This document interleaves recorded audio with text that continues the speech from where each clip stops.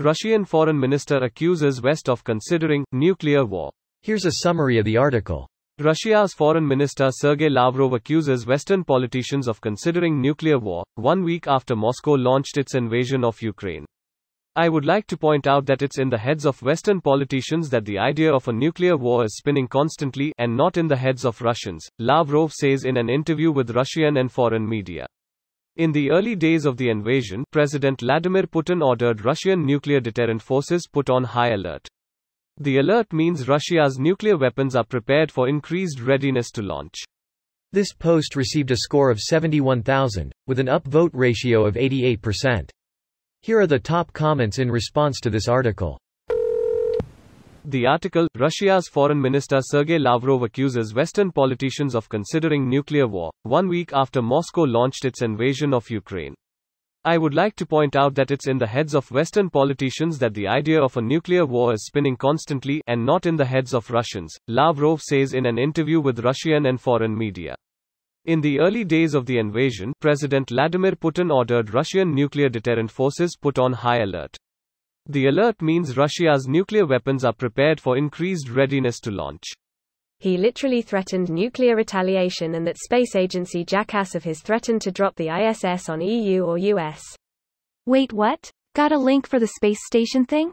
Greater than, if you block cooperation with us, who will save the International Space Station, ISS, from an uncontrolled deorbit and fall into the United States or Europe. Rogozin said. There is also the possibility of a 500-ton structure falling on India and China. Do you want to threaten them with such a prospect? The ISS does not fly over Russia, therefore all the risks are yours.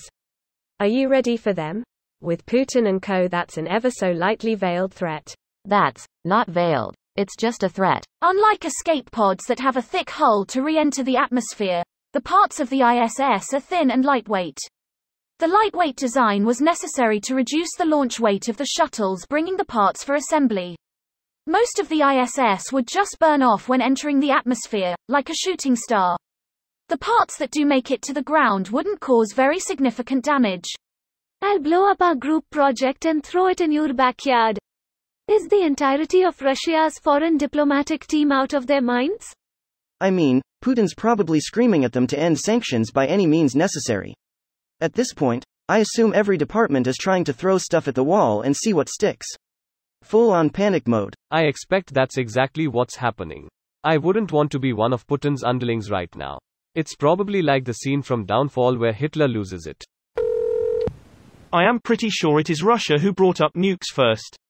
Like 12 times in 1 month, supersonic nukes, and gigantic incineration machines, and invading a sovereign nation.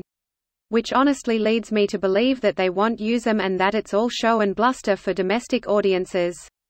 And #X200B, like, if they seriously were gonna use them, they wouldn't announce it on TV like this. In addition, they'd save their nuke threats for last, not first.